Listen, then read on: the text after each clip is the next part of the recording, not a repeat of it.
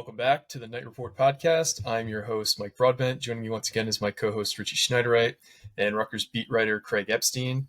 Guys, we are going to preview the men's basketball season today. We have our first game of the season at Cure Arena in Trenton tonight against Princeton at 7 p.m. Big season for the Scarlet Knights. This is, I believe it's Steve Pikiell's 7th year with the program. We're kind of riding at, I wouldn't say an all-time high for the program, but this is definitely the 30 to 40-year peak for Rutgers basketball. And I just kind of want to break it down, what we think the season's going to go like, how changes for the team, give some predictions about records and players that are going to break out and be the MVPs. So let's kind of just talk about what you guys think will be the big differences this year for the Scarlet Knights basketball team. Craig, why don't you talk about what you think the differences on the defense will be this year? Yeah. Would you say defensively or just in general? Defensively, yep. Oh, defensively? I mean, I don't know how much is really going to... I mean, obviously you're losing Caleb McConnell, so you're losing the best defensive player in the Big Ten, maybe in the country. I mean, the guy's resume speaks for itself. So obviously you're going to take a little bit of a hit there. But for the most part, defensively, I still think this is still going to be a very defensive, minded squad. I think they're going to be very good. I think Mawot Mag kind of slides into that role of kind of the main kind of defensive guy for the team. But as we've seen, like, it's almost like a rite of passage now. When you come play for Steve Pikiell, you're going to learn how to play defense. And whether it's whether it's you're starting with a press, whether you're just man to man, whatever it may be, they're going to play defense. Now, I think now that we'll get into a little bit more later, but I think there's going to be more offense in this game. So their defense probably will take a little bit of a hit there because like we said, you're just playing defensive more if you're shooting more. But I still think Rutgers is going to be a very solid defensive team and probably one of the better defensive teams in the Big Ten. I agree with that. All right. Good segue. Rich, what do you think the big differences in the offense are going to be this year? Speed. Tempo is going to be completely different. I'm trying to find it right now. Rutgers last year was 263 in tempo. I expect that at 350. I think it's at a 350. Okay. 350. 362 actually. Even 362. Worse. Okay. Yeah, so that was that's per KenPom. But yeah, no, I expect this team to be a lot faster. You're getting rid of, I shouldn't say getting rid of, it's not the right terminology, but you lost two guards in the backcourt that were relatively slow and kind of stopped the pace of play. And that was with Paul Mulcahy and Cam Spencer. And you're replacing them with Noah Fernandez, Jermichael Davis, Derek Simpson, Gavin Griffiths even. And it's just, all these guys are just speedy guys. They're speedy, smaller guards. And it's the first time we've actually seen Pikiell with these tinier guards. We've seen multiple Big Ten teams go with these tinier guards, and they've cooked Rutgers at times. Michigan's done it. Michigan State's done it. We've seen some of these guys even get drafted. And it's been a pain in the neck to see, but now they're going to switch it up. It's not like a tall, like 6'4" Gio running point or 6'7" Paul running point. It's going to be Noah Fernandez for the most part running point with Derek Simpson there. And it's just going to be a lot faster pace of play, and it's going to be more exciting to watch. I know everyone likes defense. Everyone loves defense. I shouldn't say everyone. I guess everyone loves Pikiell, and Pikiell loves defense. So by default, you have to like defense. But it's just not fun to watch. I'll be honest with you. And then this is going to be more exciting and more fun to watch for the fans. And I think they're going to be very excited this season. Yeah, I think the final big change that I see, because I think you guys are both right, I think we'll take a slight step back defensively because we don't have the same talent. We have Mawot Mag coming off injury. I still think Clift's probably arguably the best defensive big man in the country, certainly the best defensive big man in the Big Ten. So I don't think we'll fall off the table completely defensively, but I don't think it'll be quite as good as last year. Totally agree that the speed, tempo, and outside shooting is going to be a lot different. I think we're going to take a lot more threes. Yeah. Yep. And I think we're going to try and I think Pike was saying that they were using a 12-second shot clock when they were running offensive sets because they want to get shots off quick. And like Craig mentioned, our defensive metrics probably are going to take a step back there as well. I don't think there's going to be many games we play under the speed limit this year, under 65 points allowed, because we're going to allow more offensive opportunities for opponents because we're playing at a higher tempo. Mm-hmm. I think the biggest change for me from this year to last year is going to be the rotation. I think we're going to use a lot more guys this year than we have in the past. I think we could see a rotation of 10 to 11 to 12 guys at given points in the season. I think last year we saw it when Milwaukee went down. There was really only 7, maybe 8 guys that could play, or maybe not could play, but that the staff trusted to play on the roster last year. I think that number is significantly larger this year. They had, how many guys did they add this offseason? 6, I want to say. 2, 3, 4, 5. So you count Palmquist? No, he did enter the portal and ended up at Elon for a second and came back. So I'm not going to say he's an addition. We'll just keep it as 6. So let's just kind of run through those guys real quick. The 6 additions are freshman JaMychal Davis, who has, by all accounts, had a really, impressive offseason. A lot of people saw him as, Ace Bailey's friend.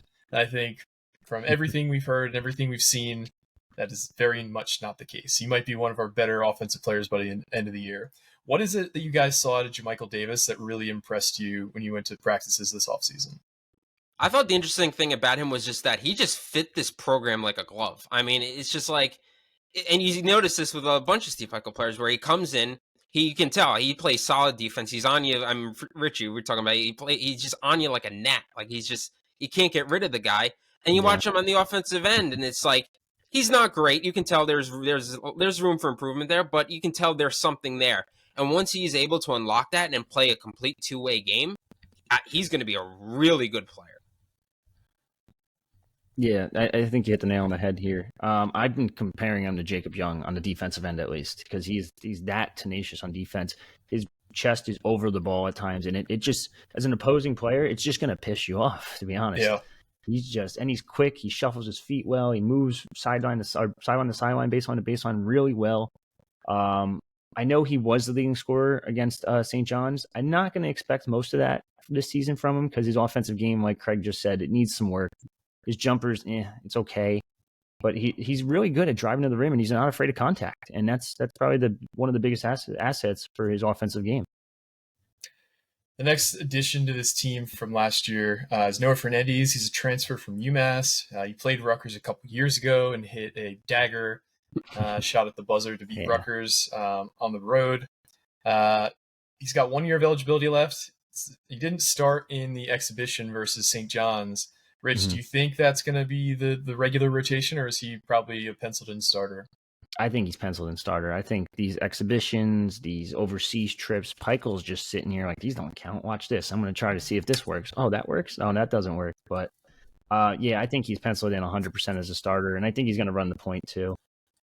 He's one of those shorter, tinier, shiftier guards that I was talking about before, and he can kind of do a little of everything.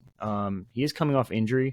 So he's still kind of, I guess, shaking off the rust a little bit from going from not playing, he played 11 games last year, to now probably playing a full season. So it's going to be tough to shake off that rust. But once he gets in the groove of things, he's had games where he's made like 3, 4, 5 3-pointers. And he's a great shooter. And he's a good facilitator, too. It's everyone says he's a great shooter because they look at the numbers. But that UMass team really didn't have anyone else. It was him, and that's it.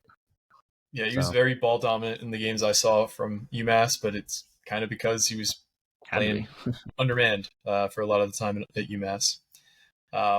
Next new player, everybody should know pretty well. He is currently, I believe, the highest rated player that Rutgers has ever landed in the Rivals era, Gavin Griffith. He's a 6'8" guard. He's a true freshman from Connecticut. What'd you say? So give it a couple days. And give it a couple days, It won't be We're talking officially. By the time you hear this, maybe it'll be changed because the early signing period opens November 8th, which is next Wednesday, I believe. By that time, I imagine Ace Bailey will have changed that in a big way. Yeah. But what impressed you about Gavin when you saw him in practice, Craig? Yeah, I mean, I feel like it's unfair to expect him to come in and fill in that Cam Spencer role of like leading scorer and dependable guy for a freshman.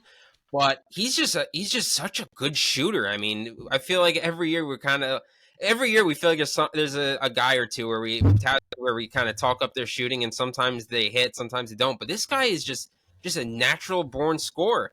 And if you were, I know, and like I said, if it's tough to expect so much out of a freshman, but if you tell me like he's going to end up being the leading scorer for this team, I wouldn't be surprised because he's just, like I said, he can just spot up and shoot anywhere. Rich, does that kind of jive with what you've seen and heard? Yeah, I would say I've been pretty adamant. I think he's going to lead the team in scoring. I know I kind of cheated a little bit, and we're going to talk about that later. But yeah, no, I think he can shoot from anywhere. He can hit from anywhere. He was hitting like near half court shots at one point, like Jimmer Fredette range during practice and warm ups and stuff. And it's crazy to watch him because his form's so perfect. Defensively, I think that's his big issue. I don't think he's quick at all on the defensive end, and I know he wants to be a guard or wants to say he's a guard, but you're going to have trouble guarding guards at this level. So you do substitute a little offense for defense, but his offensive output's going to heavily outweigh the defensive deficiency. So it's like, it's worth it, but he does need to work on that end of the ball. But I think if anyone can help him there, it's going to be Steve Peichel and crew. Yeah, and Gavin has said himself, like, that was one of the big draws of coming to play for Steve Peichel because he knew he was a very good offensive player, but he wanted to be a better defender. And I mean, we've talked about this time and time again. Defense is a lot about mentality and how much you want it. And he's saying he wants it. Let's see if he actually goes out there and makes the steps to become a better defender. Yeah. But really excited to see him play. Let's talk about Emmanuel Ogbol, though. He's the next guy on the list here. He is a 6'10 center. He's originally from Nigeria, but he previously played at Monroe College. He's a sophomore. Tore his ACL in March. How much should we expect from him this year, Rich? Not much at all. At the beginning of the season, at least, he could come back midway through, or not even midway through. He could come back in a month. He could come back in a couple weeks. But it seems like right now they're just working him back very slowly. They don't want to rush anything because you do have other big men, obviously Cliff, who's going to dominate minutes, and Antoine Woolfolk, who's actually been a pretty big surprise so far for this team. But yeah, I don't see him doing a whole lot of anything honestly this year. I think he'll maybe take a backup role. He'll sub in here and there, but it's not going to be much in my opinion. I'll say this though: if Rutgers ever gets into like those scuffles before during games, that's the guy they're sending out in the front and first to go because that dude is just an imposing figure. He looks like I said, he just looks like the Incredible Hulk. Yeah, they list him at 6'10", 260, and he looks like a Adonis out there. He is cut up. And I don't think people understand how hard it is for guys who are that big and that rangy. Like when you have arms that long, it takes so much more time to put muscle on. And it's clear he just lives in the weight room. Same thing as Cliff. Like both those guys, you could just tell that they just work out all the time. And, some guys in the NBA even that are just as rangy. Like you think of Kevin Durant. He's a string bean, but it works for him. But he's got barely any muscle on him. And some guys are just total... like Giannis, for example, you could tell that dude works out nonstop, like all the time. But anyway, yeah, just freaks of nature. Next up on the list, we got freaks of nature. We got Austin Williams. He's a grad transfer who spent time at Marist College. He spent time at Hartford. Spent time at FIU. He is spending, I believe, his 7th year of eligibility at Rutgers. He has 1 year left to play. Well, what did you guys see out of him? What should we expect out of Austin Williams this year? Is he going to be a guy who is like a rotation player for us? Yeah, I'm thinking probably more of a rotational type of depth piece. I think he does add. I think he's a solid player. He'll help out with some points and obviously with defense because like Peichel just he gets a magnifying glass on and he just finds everybody who can play defense. So I think he'll be a solid role player who will come in and get some minutes here and there. I don't expect him to be the best player on the team, but I also don't expect him to be the worst. Just a solid player. See, I think he could be better than a solid player. Now he's another guy coming off an injury, missed an entire season. He averaged 19 points the year before that, and I think it was Hartford. And it's the NEC, which is, don't get me wrong, there's definitely a gap between that and the Big Ten. But we've seen, I can't even think of his name now. Who was the Stony Brook transfer?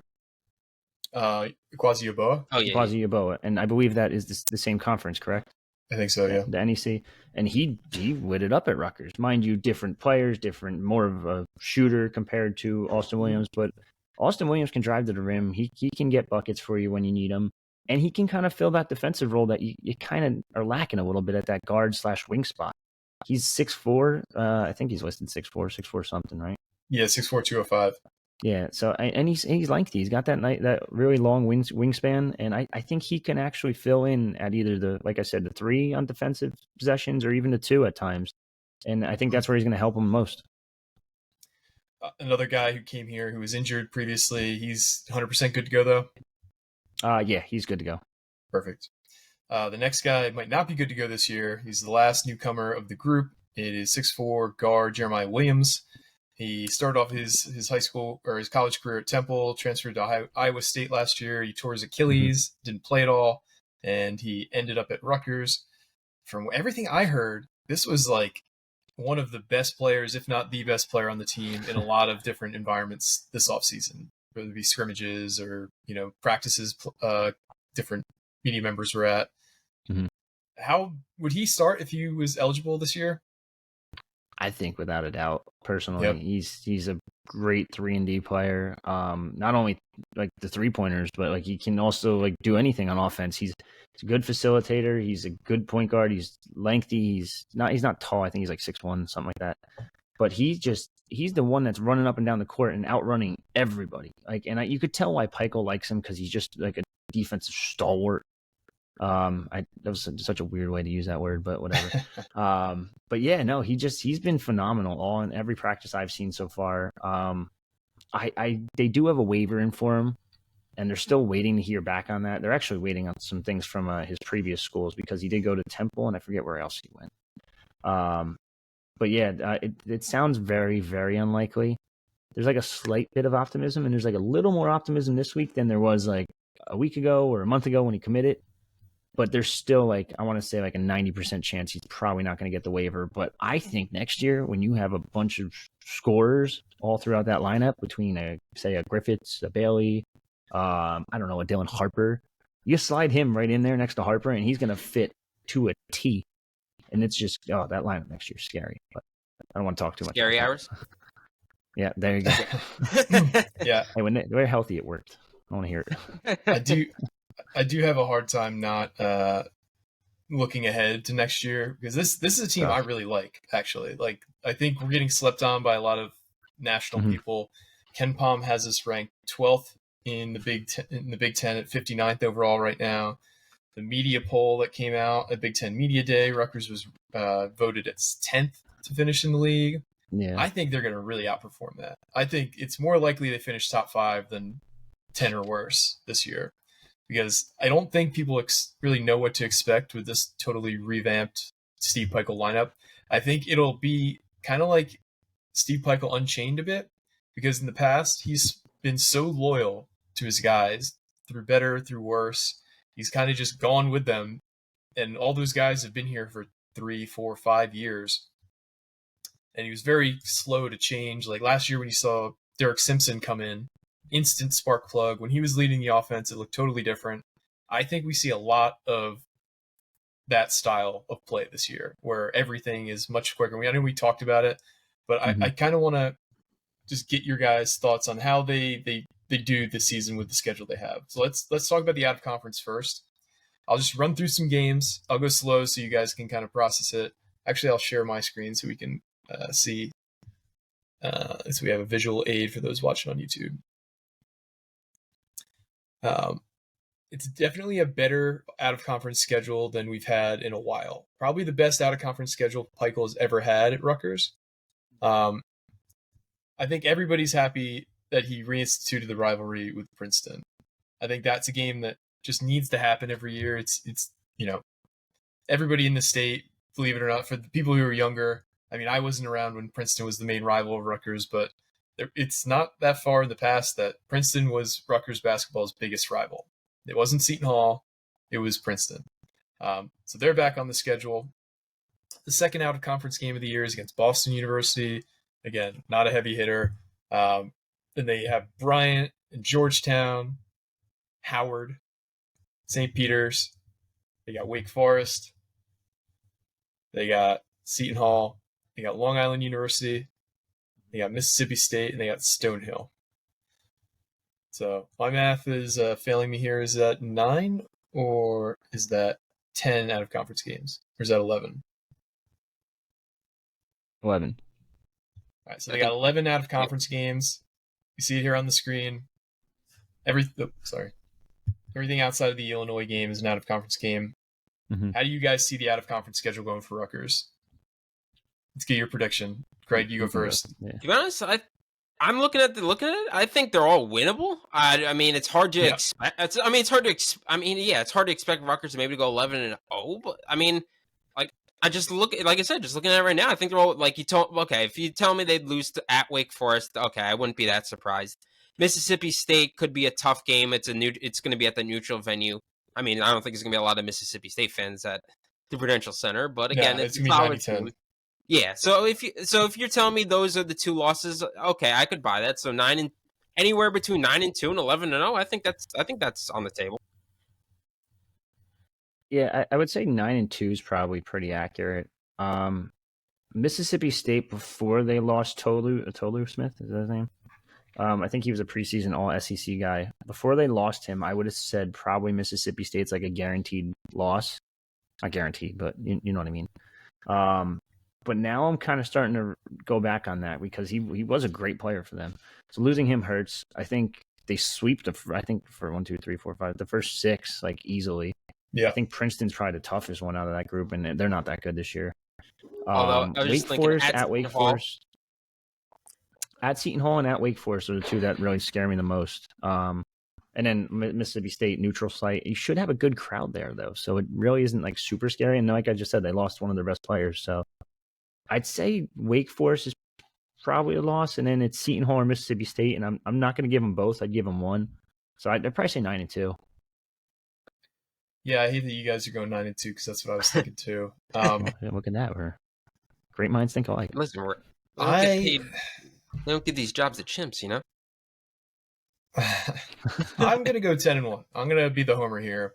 I think they can't, not that they can't, but that week stretch from playing Illinois in the Big Ten opener, then going on the road to Wake Forest and Seton Hall in the span of 7 days, that's going to be a brutal week. Because if you look at the lead up, between St. Peter's and Illinois, you have a 5-day break. And then from Seton Hall to Long Island, you have a week break. That's a really, really, really tough schedule in that part of the year when you're still trying to figure out rotations, when you still have guys coming back off injury. I think they have one of those road games they lose. I'm going to say they lose at Wake Forest, but they beat Seton Hall because I don't think Seton Hall is very good this year. So I'm going to go 10-1. I think the lone loss being at Wake Forest. Or I could see them losing to Mississippi State too, depending on when their star big man comes back, like Richie was saying. If he's not out, though, which is what I'm expecting, because I think he's going to be out for a couple months, I expect Rutgers to win that game. But they're currently ranked in KenPom 27th, Mississippi State. So that's no joke, the team. Yeah, I was reading something that they got knocked out of the AP 25 for preseason for the sole fact that they're not expecting this guy to be back for a little bit because of his foot injury. So this kid's pretty good. That makes sense. Talking about. Go through the Big Ten schedule now. Obviously, we highlighted we open with Illinois at home. Rutgers has played Illinois really tough at home. I always found that so weird how Illinois they played beaten Rutgers. I was gonna say they played the Big Ten game. They play one Big Ten game. They go right back to out of conference. I don't know why. I always find that so. They do that every year. I know. Yeah, it's just a way to kind of warm up the schedule. I think we've played Illinois a handful of times early in the season too. I know when AO was still there, I think we had one of the highest scoring games in Steve Peichel's tenure. I think there was do you remember that game? It was 91-87. Something like that. Yeah. Yeah. That was probably in 2021, if I had to guess. They're a weird team this year too, because obviously Terrence Shannon's great, and Coleman Hawkins we know about because he was this close to Illinois Rutgers. But they flip-flop their entire roster. They got 3 grad transfers that are probably all going to start for them too. So I don't really know what to think of them. Yeah, I don't either. Any team that has such a heavy infusion of grad transfers is always so well, I guess we'll see when it happens. You don't really know. Just looking at this schedule, it seems like, just looking at the screen, we have a pretty away-loaded beginning to the season. Obviously, we start with Illinois, but from January till the middle of February, we play No kidding. 8 of our 6 home, and then 8 of 14 games are on the road. Then we finish up with 3 of 5 at home. Just looking at the schedule, that's going to be a tough opener between Gauntlet. Illinois to start, playing on the road at Ohio State, on the road at Iowa, home Indiana, on the road against arguably the 2 top 5 teams in the Big Ten this year. One's Michigan State, one's Purdue. We got to play both the top 5 teams on the road. We got to play Purdue twice. Obviously, we've played Purdue well in the past. We've beaten them as the number 1 team in the nation 2 years in a row. But that doesn't mean that's going to happen again this year. Indiana's probably going to have a down year. Nebraska's pesky, but I wouldn't say they're a good team. Penn State's going to have a down year, I think. Maryland, I think, is kind of a sneaky good team. Like, that could be a team that's ranked, by the time January rolls around. Michigan's a team that doesn't really scare me. Northwestern somehow still has Boo Buie for his 27th year of eligibility. Yeah. Minnesota's a dumpster fire. I say all that to just kind of prime that I think there's a better upper crust of the Big Ten this year, but I feel like it's not as deep as it normally is. What do you guys think of the Big Ten overall this year? I would agree with that. Like, I know. Yeah. Okay. No, I was just saying, I think it's very, like you said, top heavy. Once you get to that middle to lower part of the Big Ten, then you're kind of going for straws there. I would agree with that assessment, Mike. Yeah, the top 3, like top 2, top 3, like Illinois, Michigan State, and Purdue are all pretty good. It's just Illinois, like I said before. Actually, I don't even know if I'll consider them in the top 3 because it's that the transfers could be great, they could be shit. And then Maryland got some, they have Jameer Young, who's probably one of the best guards in the league. I think we just did our poll yesterday. I voted him one of the top 5 players in the league or conference, whatever you want to call it. And they have some physical forwards, and on top of that, they have Deshaun Harris-Smith, who I got to see in person last year, and he's a stud. But they still have Kevin Willard. That guy isn't a good coach. He's a great recruiter. He can't coach for shit. So it's just it's a weird situation there. And is Mike Woodson finally going to turn it around? Is M'Baku, their top-rated player, even going to play because he's getting in trouble doing stupid shit at Taco Bell in the middle of the night? I don't know. Wisconsin returns a lot of people, but they're a weird team too. They have nights where they'll go off for points and nights where they'll just not put up anything. Just going up and down. The middle pack of that after 1 and 2, it's kind of like a free for all. It kind of is, yeah. So now we've kind of done a high-level overlook of the schedule. Craig, what do you see Rutgers finishing in the Big Ten this year? Give your conference record prediction.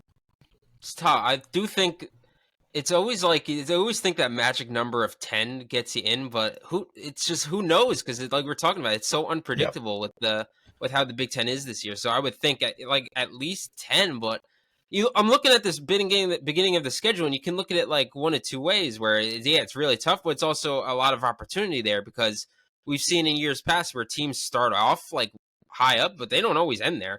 So you can really beef up this resume early on, and that will serve you. Hopefully, would serve you really well down the line. But looking at this, I'd have to do more of a look. I do think somewhere in that probably 10 to 12 range. Just like I said, it's just so unpredictable. Your feet are to the fire, Craig. You got to give a prediction here. I'll say 12. I'll go high end. I do think they're one of the better. I think they're You're gonna go 12 and 8.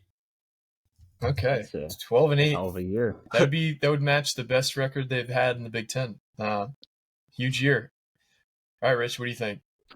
I'm gonna go 10. I'm gonna be a little. 10, I wanted to go 11, but then he went 12, so I didn't want to go too close. And I saw your reaction too, and I was like, oh shit, maybe I gotta rethink some things. But no, it's weird because the away games, Rutgers is just notably bad on the road for the most part under Peichel. And it's not easy arenas either. Iowa on the road's one of the toughest. Maryland, if they're ranked, it's tough. If they're not, no one shows up. So there's that one. I think that narrative has started to kind of fade away. If you look at last season, they had quite a few road wins that were very impressive. I think they did better. Yeah. Right? So they should have won at Ohio State. Remember the stepped out of bounds 3-pointer. Mm-hmm. We can complain about that. Loss. They won at Purdue. Yeah. They won at Northwestern, who was a tournament team last year. Mm-hmm. Then those two are ugly. Mm-hmm. Won at Wisconsin late in the year. Wisconsin ended up having, they ended up coming on pretty strong late in the year. If you remember, I think they ended up winning the NIT. They're a weird team. They are a weird team. They're going to be better this year as well. We went at Penn State. That was the big comeback game. Yeah, the next one, yikes. Yeah, that was that. This game right here is what cost us the tournament last year. Yeah, and we were up 9 with less than a minute left. Right. Something like that. They did better, but I still feel like there's some struggles, especially with the bigger arenas. Like Hawkeye Carver's a tough one. Yeah. Almost every arena in the Big Ten is tough to play at. That's true. Very few. Minnesota seems pretty easy. There's very few Minnesotas, yeah. And even a place like Penn State is kind of a total. It's an arena. It's like a 16,000 person arena, but when they're good, it's a good environment. When they're not, it's not. So yeah. So you know what? I'm going to switch it. I'm going to go 11 then. I'm a little more confident now. You convinced me. I am also going to go 11. I got 11 and 9. I think this is a schedule where I'd feel better about it if we didn't play at the top 3 teams in the standings at different points. Play at Michigan State on January 14th. We play at Illinois January 21st. We play at Purdue February 22nd. As well as we've played Purdue over the years, I just don't see a scenario where we sweep them in any year. I think that's asking too much. Inevitably, there's going to be times in the course of a season too where you have a 3-game stretch of 3 in a row you lose. It's just every team deals with it basically outside of the really top teams in the country. So I got 11 and 9.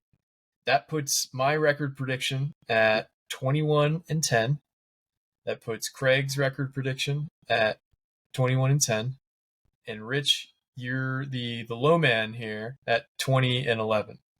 Okay. So based on those records, those are all 3 of us are basically saying this is a tournament team. Would you guys agree with that? I think so. Yeah, I think so. 100%. I think it's on the good side of the bubble in terms of a tournament team this year. And I say that because we found out last year the hard way that there's not really any firm rules as to who qualifies for the NCAA tournament when you're on the bubble. I do think Rutgers is probably like a 9 or a 10 seed, which hopefully you're not in a play-in, but that's kind of where I see things. Yeah, that's accurate. Let's go to a couple topics here. Breakout player. Let's try and choose different guys. If we don't, that's fine. But Craig, who is your prediction for the biggest breakout player for Rutgers basketball this season? I've honestly been thinking this for a while now, to be honest. I think Derek Simpson is primed for... I think this offense, this up-tempo style offense, is tailor-made for him. Because we saw the end, really, of last year with even the Hofstra game. And towards the end, when it started to be more of a, like I said, up-tempo, quicker offense, he really started to show why we were so high on him. And I think now, with just another year in this system, more experience. I mean, they've talked about him like he's a sophomore, but he feels like a veteran for this team. He's just that type of guy. I don't think he's going to start the season as a starter. I think that's going to be Fernandes. But over time, if you told me that by the end of the season, Derek Simpson is the starting point guard for this team, I would not be surprised at all. And I wouldn't even be stunned now with assuming Mag isn't going to start opening night and it might take him a little bit of time to really get back into the groove of things. I could see Derek in the starting role. Like you said, like we talked about the St. John's game where they kind of just mess around, things like that. But I'm pretty sure, if I remember correctly, Derek Simpson was a starter in that game. So I could see maybe early on him being a starter for this team. And if not, I could easily see him being that spark plug off the bench. But I think he is primed for a really, really good season. All right, Rich, who you got as your breakout player of the season? Just to clarify, I think both start for what it's worth. Yeah, At the guard spots. He's just a very flexible type of guy. Yeah, you can't really keep him off the court. Yeah. The simple answer, and I'm probably going to go with this one, is Andre Hyatt. The man's just been lights out. He's been shooting incredibly in practice, incredible in practice, incredible overseas in those games. He led the team in scoring multiple games. I don't know what he did, who he worked with. I don't know if it was Chris Brickley, and he was just training with the NBA's best trainer all season. But this man is lighting it up from an offensive standpoint. Now, you didn't see as much of it in the St. John's game, but I think the potential is still there, and I really think he's going to be one of, if not the top scorer in multiple games this season. I think he's going to really stand out this year, and you're really going to see that 4-star potential that most people saw in high school. That's a good one. I really like that. I was stuck between two, and neither of them were the guys you mentioned. So I'll just say the two I was thinking of. The one that I'm not going to choose is Gavin Griffiths. I think he's going to just be a really big-time performer for Rutgers in the offensive end. I'm going to go with Jermichael Davis. I say that because I don't think the league is really prepared. Anytime there's any freshman that comes in, you don't really know what to expect because you can watch him on, these AAU circuits. You can watch him play high school ball, but it's really until rubber meets the road when you're playing these games in front of 10,000 people. There's certain guys who just rise to that occasion. There's certain guys who don't. From everything I understand, Jermichael Davis is a dog, and I can't wait to see him. He's very decisive as a scorer. He's a pesky defender. He's a guy who's got really good athleticism. I can't wait to see this kid play this year. He's my breakout player. Let's go with team MVP next. This is the player that you think is the most indispensable to this team this year and is most responsible for the success of the team. So Rich, I'll have you go first this time. Who do you think is Rutgers basketball's team MVP this season? That's a tough one. I really think you can kind of just throw it out there and just be like, here you go, Cliff. Like, that's the easy answer. Yep. I'm going to go Noah Fernandes. I'm going to switch it up a little bit. I think him in this facilitator / point guard role where he's not ball dominant the entire time, but could be if they need him to be. I think he's kind of going to be that glue for that entire team. He's a veteran. He's been around the block a couple times. He's played at Wichita State. He's played at UMass now.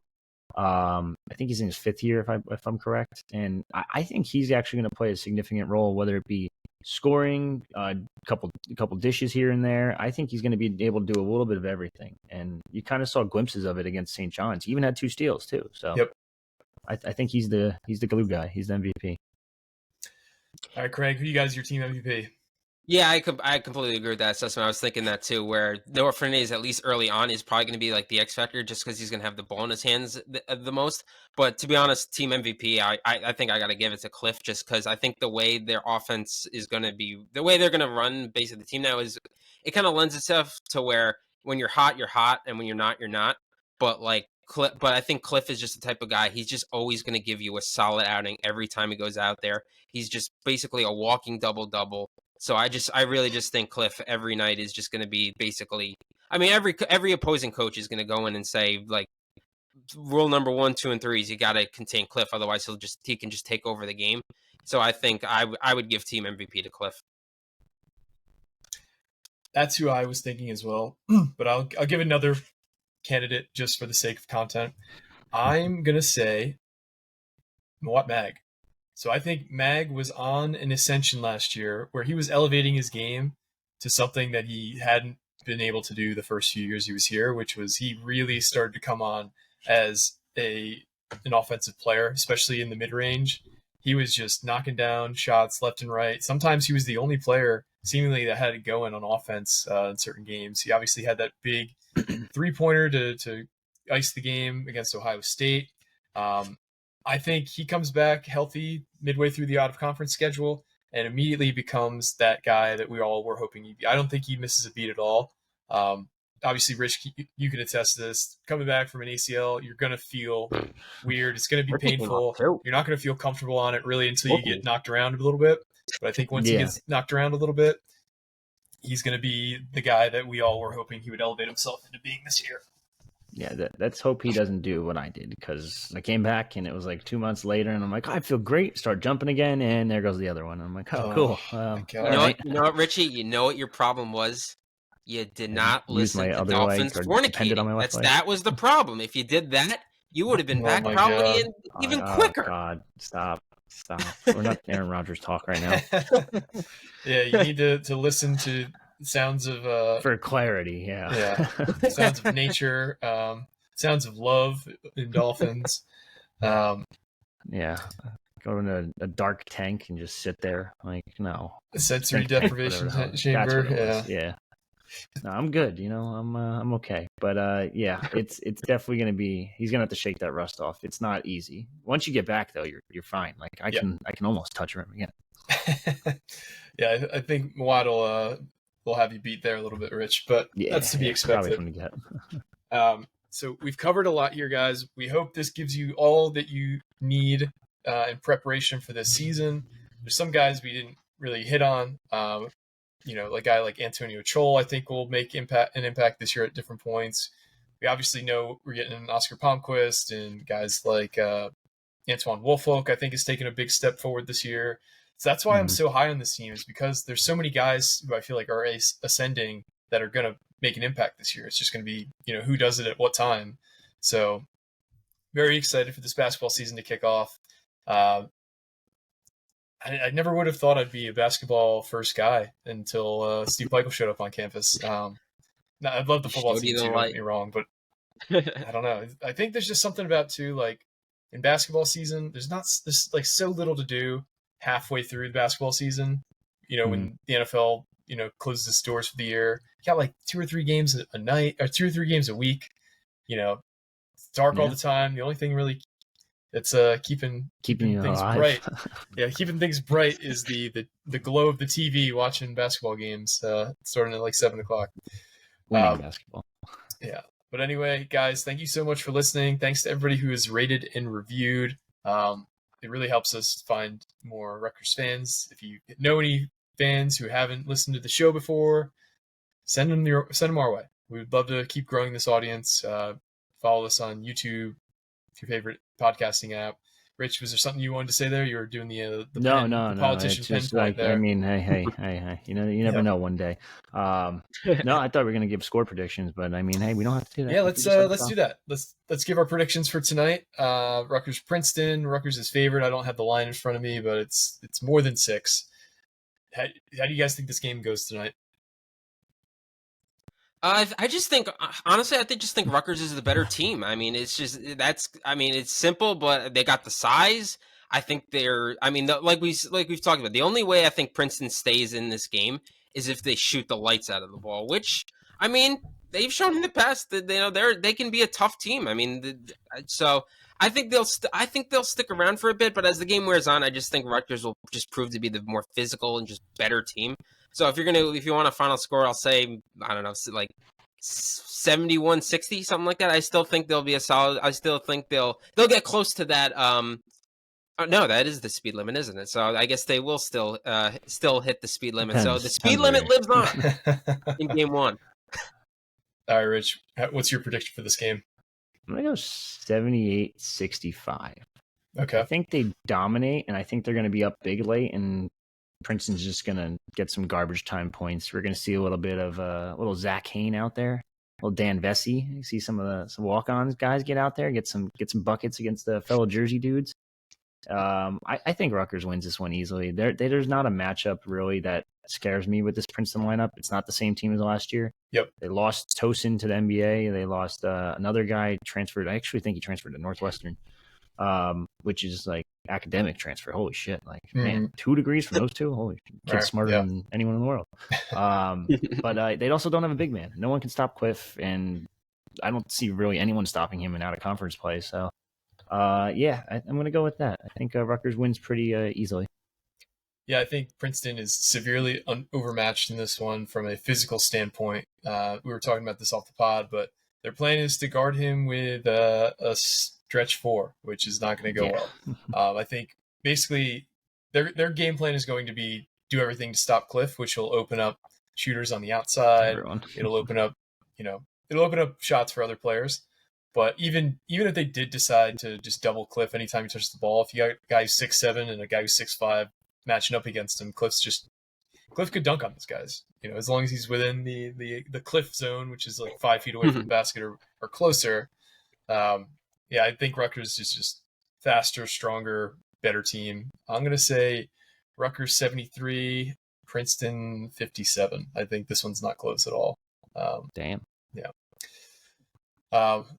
So once again, thanks for listening, guys. For me and Richie and Craig, this has been another edition of the Night Report podcast. Signing off.